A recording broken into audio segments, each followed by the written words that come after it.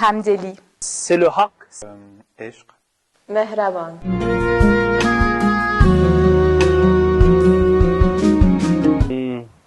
L'amour, la paix, la solidarité.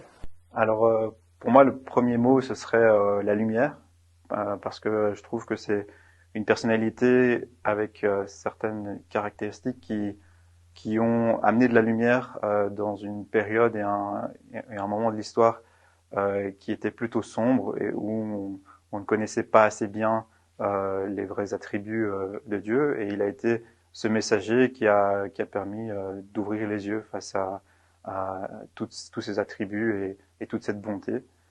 Je pense qu'il n'y a pas un seul mot qui pourrait décrire le prophète Mohammed sallallahu alayhi wa sallam. On a besoin d'avoir plusieurs mots pour décrire, pour répondre aux questions qui est Mohammed.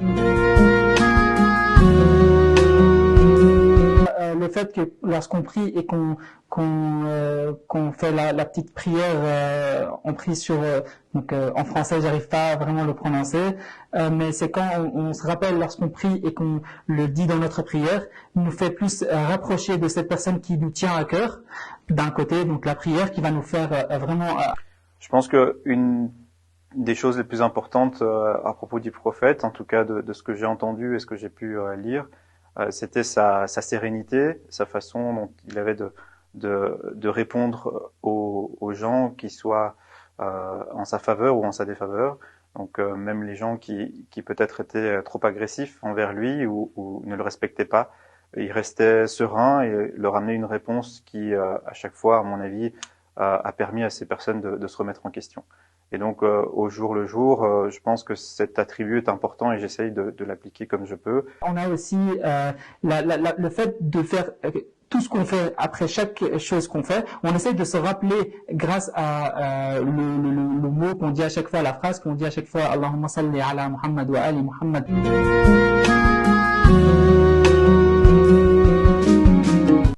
Je pense que c'est avant tout un exemple à suivre. Donc si on arrive au quotidien, ne serait-ce que de toucher des ailes 10% de ce qu'il fait, ce serait parfait et ça nous permettrait d'avoir un bon comportement au quotidien, je pense. Avant tout, d'un point de vue extérieur à l'islam, donc le prophète, que la paix soit sur lui, reste un personnage historique et un personnage d'humanité extrêmement important. Donc peut-être s'informer pour savoir quelles étaient ses qualités, quel était son comportement, et pourquoi pas s'inspirer de ce qu'il faisait. Maintenant, ça passe évidemment par des recherches qui doivent être assez objectives et assez correctes, mais je pense que on peut tous puiser quelques bons comportements et quelques faits et gestes intéressants pour s'inspirer. Je lui dirais que ce qu'on a appris de la prophète, c'est l'amour.